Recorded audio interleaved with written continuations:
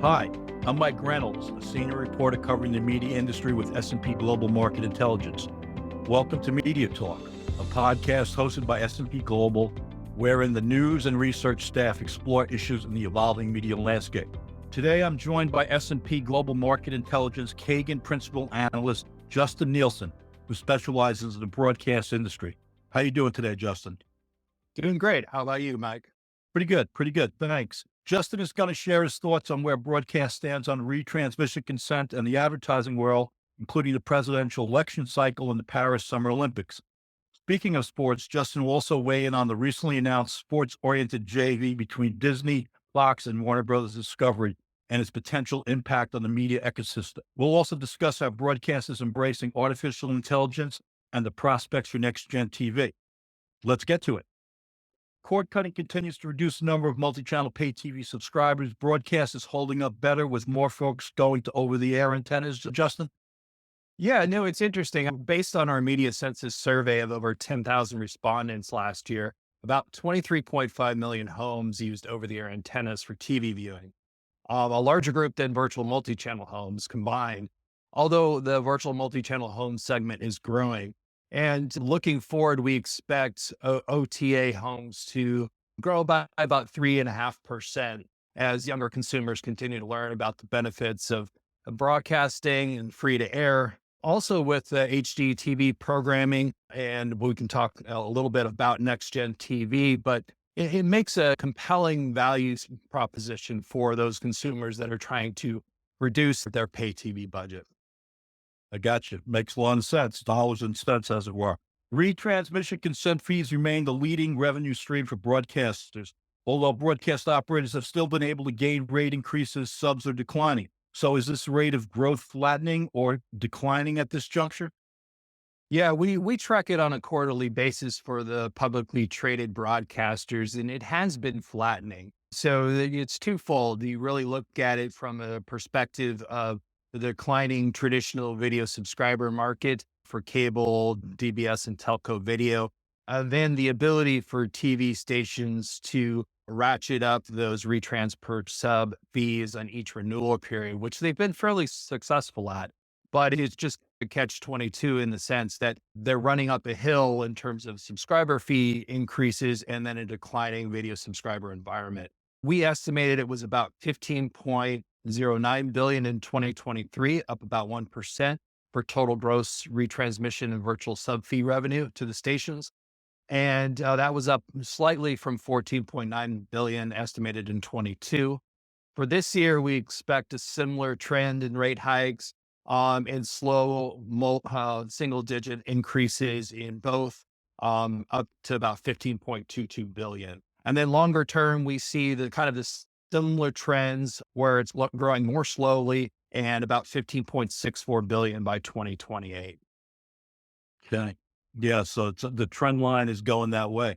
Advertising is the other big revenue contributor for the broadcast station, and it's an even number year. So the ad market should benefit from the presidential election cycle as well as the Olympics, which will be in Paris this year. Yeah, it's a big year for broadcasters. As you stated, you've got the presidential election year and a lot of toss-ups in the Senate and congressional races that could shift power in both houses, either to the GOP or the Democrats.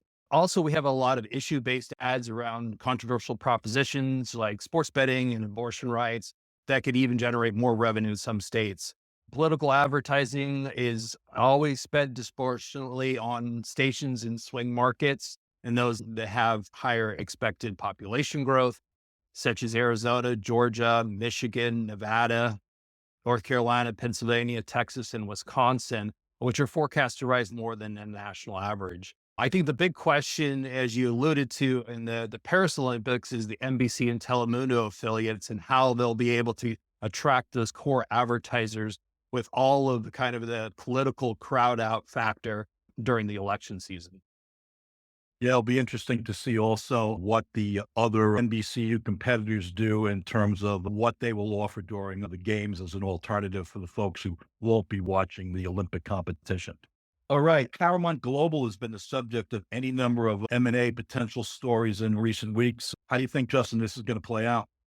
Yeah, and it's really interesting to look at the news and who would be the potential bidders for Paramount Global in a sale. As you saw, investment partners not putting out an official bid, but kicking the tires, and then Byron Allen coming out with a number as well, even though they didn't have initial conversations ahead of the kind of bid process.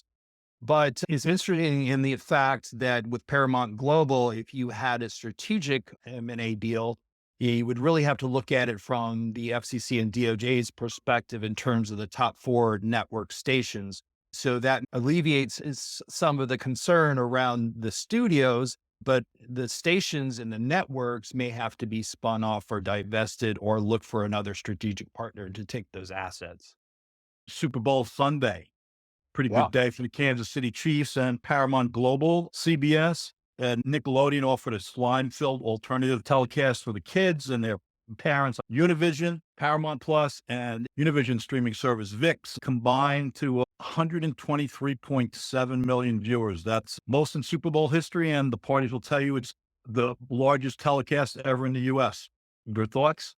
There's the Taylor Swift effect, obviously, and Usher halftime show. Yeah, yeah. No, a lot of the millennials were looking forward to both events, and it was definitely interesting that they had the different viewing options in terms of Nickelodeon and CBS and Paramount Plus. They tried to get as many people watching the game as possible with those different viewing options, and it was a good game all the way Yeah. down to the end. So I think that benefited the broadcast segment as well as the network segment.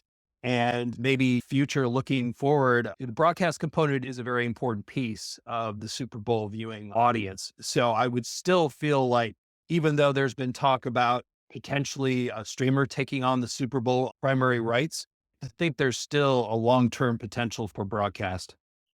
Yeah, it makes sense. I think CBS's count was over 120 million. Continuing on the Sports Watch, Justin, ESPN, Fox, and Warner Brothers Discovery have formed a JV that will stream 14 sports-oriented stations as well as ESPN Plus. I think they're gearing up for a fall launch. What's your sense for its potential impact across broadcast, the multi-channel, and advertising industries?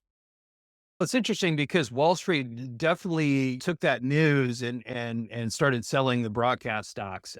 From that perspective, Wall Street put its bet on this joint venture. I think there's a lot of potential for it, although I think there's some major challenges as well, because it could be a competing service against the ESPN direct to consumer type products that Disney's also looking to launch, as well as the other virtual multi-channel options out there like Fubo TV and YouTube TV and others. So it's more of a skinny bundle type package, but the kind of all you can eat on multi-channel bundle still is attractive.